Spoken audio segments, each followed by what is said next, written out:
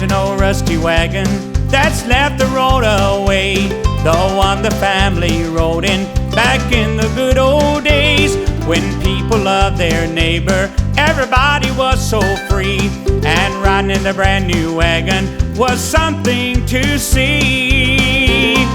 I still see my daddy sitting on the wagon seat, mother in the old time bonnet, she looked so nice and neat.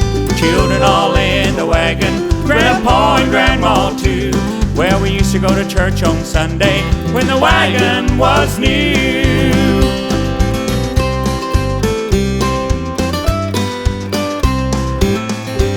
Red wheels were on the wagon and the body it was green, but we were just as happy as riding in a limousine. The neighbors they would gather